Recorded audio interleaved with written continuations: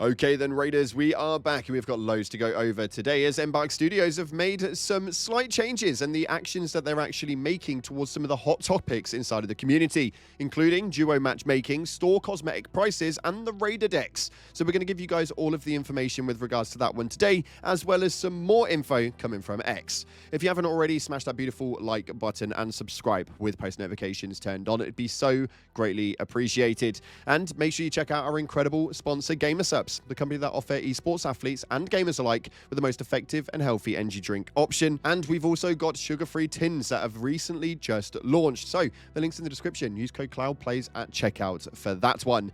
On top of that, we have also got a giveaway going on for a copy of Ark Raiders, or if you've got the game, then we're going to replace it with Raider tokens. This is our latest winner. Make sure you hit me up via Discord. But if you want to get in with the next one, all you have to do is head down into the comment section and put in any colored love heart and it'll enter you in. We'll be announcing that one in a few days' time, but with that being said, let's dive into the game and see what's happening right now inside of Ark Raiders. So starting off, our lovely community manager, Embark Osen, has posted up an incredible post over on the Discord stating that they have a quick update on a few hot topics and the actions that they've taken with regards to duo matchmaking, store cosmetic prices, and the Raider deck. And when we go through to the actual article over on arkraiders.com, this one brings up some incredible information.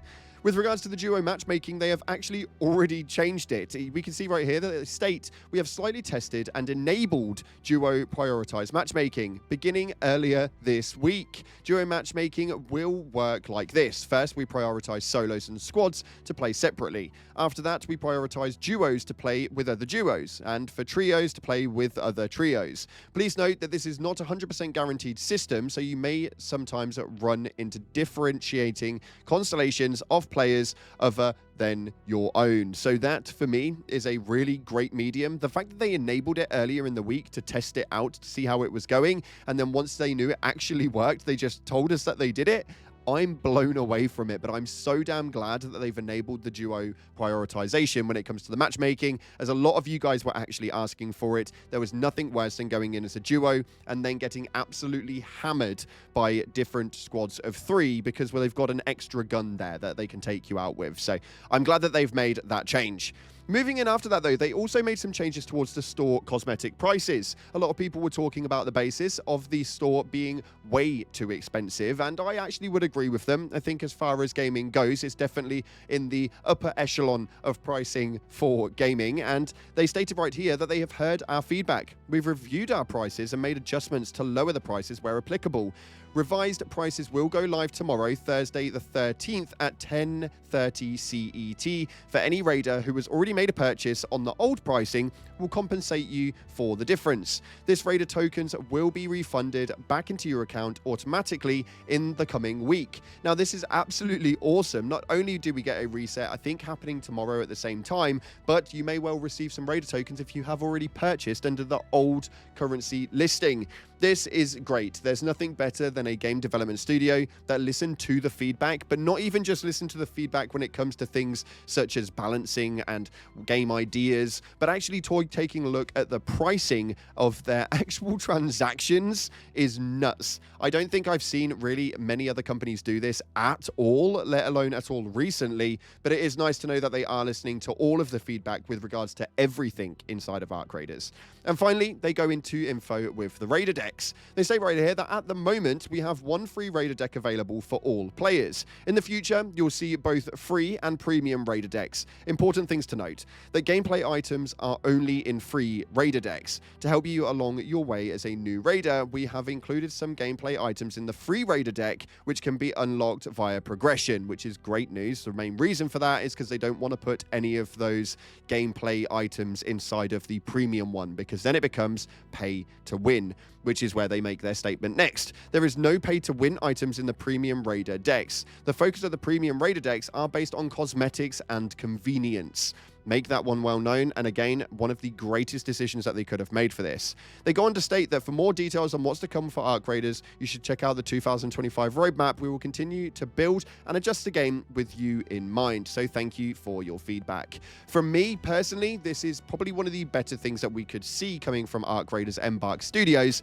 I think that this is great. This is an incredible start to the game. Not only have they had an incredible start, but they are now listening and issuing the changes straight off the back. Like, duo matchmaking is already available and has been since earlier this week. I'm blown away, and for me, it's a massive, massive round of applause. Let me know what you guys are thinking about all of this via the comment section below.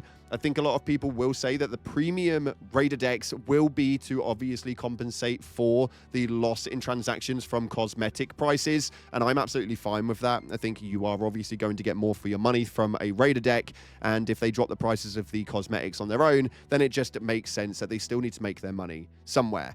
Nonetheless, though, we have obviously got to talk about one big thing that they do still need to change, and this is about the desync. We've spoke about this previously, but I think I have seen probably the worst image about this that I have ever seen in my life. This one right here came from Kelsky, who actually states that, yeah, easily the worst aspect of Arc Raiders is the desync. I'm not sure what hertz the servers are running on, but for a high-risk game like this, it needs to be more consistent. Hope they are looking into this, and as based on what they have already done to the game and the changes that they've already made, I think that this has got to be quite high on their list for sure.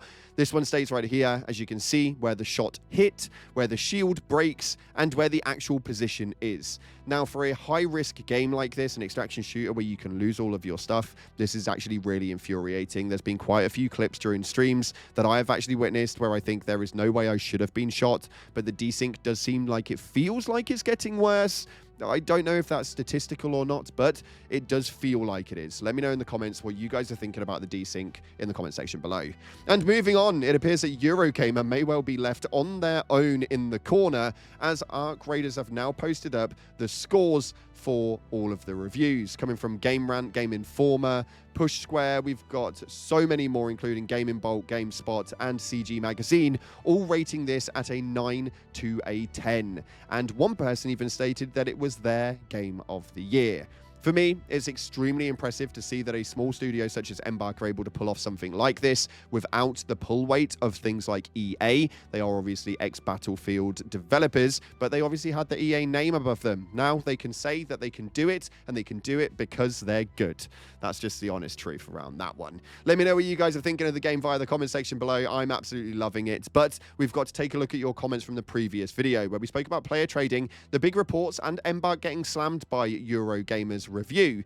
You guys hit to the comment section, and the top voted comments will always get a place in the comments on the videos. So if you want to feature in the next one, get down to the comments, put something relevant, and the top comment will go. This first one right here, coming from Moonday TC, states they did the voices this way, by the way, because when you ping for loot and locations, the characters say the names of the items and locations. If they did new things, they would have to re-record with those actors every single time they did an update. This is going to keep the community off the ping system. In fact, for any future updates. I really don't see the problem with the avenue at all. It's so much more immersive to use a ping system that says, I saw something in the water treatment facility over, I saw something over there, a million times over. Now, I don't have a problem with the AI voicing over it. I actually think that it was quite a clever way of utilizing it. And as far as I'm aware, there were voice actors that put their voices forward to actually be able to be analyzed and then utilized for the voiceovers. So I think if the actors are fine with it, then nobody else should really have much of an issue. That's my 2 cents.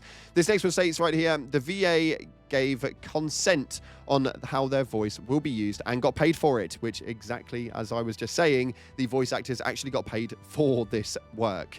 I don't understand where the issue is, and I think that sometimes we have just got to be taking a pinch of salt when it comes to some of these people, because they just like to generate drama for the sake of generating drama, and that's how the internet operates. And finally, this one states, very piss poor excuse to give the game 2 stars, but it doesn't matter, Raiders, we're still up 110%, and the numbers speak for themselves. The popularity of Arc Raiders has gone absolutely through the roof, probably more so than the game developers genuinely thought that they would do, and definitely more than the players thought that they would. I've been waiting for this game a very long time, years upon years, and I'm glad that it's now finally here. Not only that, but I'm glad that it's doing well. That's all we've got time for today. If you haven't already, smash that like button, subscribe with post notifications turned on. Thanks again for watching and supporting. Appreciate you all. And as always, I'll see you in the clouds.